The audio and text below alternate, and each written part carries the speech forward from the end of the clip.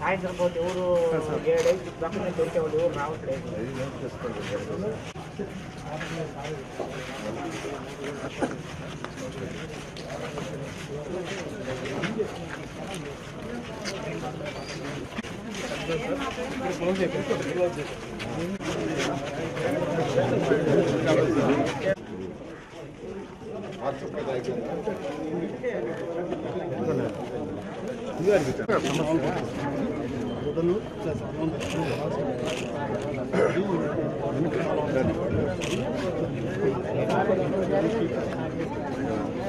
వస్తారమ్మా ఎక్కడికి వస్తారమ్మా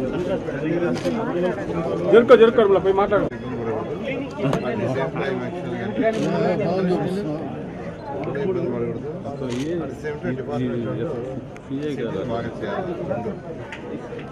మీరు ఆలోచించి ఒకతో మాట్లాడాలి. వాళ్ళు ఇబ్బంది పడకూడదు. 2014-19లో ఈ రాష్ట్రంలో ఉన్న 110 మున్సిపాలిటీస్తో డెవలప్మెంట్తో పాటు నెల్లూరును కూడా టేకప్ చేయడం జరిగింది.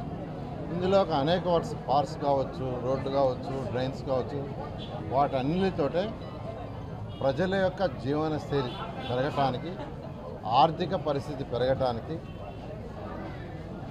ఆర్థిక వ్యవస్థని డెవలప్ చేయడం కోసంగా కొన్ని షాప్స్ కూడా టేకప్ చేసాం. 39, 42వ డివిజన్లో ఇదే విధంగా ఒక షాప్ టేకప్ చేసాం. అదేవిధంగా మటన్ మార్కెట్ని టేకప్ చేసాం. అదేవిధంగా ఈ సంతపేటలో ఈ స్థలంలో చక్కగా ఒక మార్కెట్ని టేకప్ చేసి ఆ రోజు లాటరీ ఇక్కడే పక్కనే లాటరీ వేసి ట్రాన్స్పరెంట్గా కొంతమంది ప్రజలకు ఇచ్చాం. కానీ గత ప్రభుత్వం వాళ్ళందరినీ పక్కన పెట్టి మళ్ళా వేరే వాళ్ళకి ఇచ్చింది. సరే, ఎవరికి ఇచ్చినా ఎవరి బెనిఫిట్ అయినా మంచిదే. అయితే ఒక్కొక్కరికి 2-3 ఇచ్చారన్నారు. దాన్ని నేను ఇప్పుడు అధికారులకు యాక్చువల్గా చెప్పాను, ఎవరెవరికి ఎలా ఇచ్చారు, ఒక్కొక్క కుటుంబంలో ఎన్ని ఇచ్చారు అవన్నీ స్టడీ చేయమని. బట్ ఎవరికి కూడా ఇబ్బంది పెట్టడం, ఎవరిని కూడా తీసేయం. ఉన్నవాళ్ళని చూస్తూ 2014-19లో ఎప్పుడైతే లాటరీ వేసి ఇచ్చామో వాళ్ళకి ఎవరికైతే ఇవ్వలేదో ఇక్కడ ఖాళీలు ఉండే వాళ్ళకి ఇచ్చి మిగిలిన వాళ్ళకు కూడా ఎక్కడో ఒక దగ్గర చేస్తానని నెల్లూరు ప్రజలకి, సంతపేట ప్రజలకి ప్రత్యేకంగా తెలియజేస్తాను. 2014-19లో ఆ రోజు లాటరీ వేసి ఎవరికైతే ఇచ్చామో వాళ్ళలో ఎవరైతే కావాలని కోరుకుంటారో వాళ్ళని ఐడెంటిఫై చేసి వాళ్ళకి ఇవ్వటం జరుగుతుంది.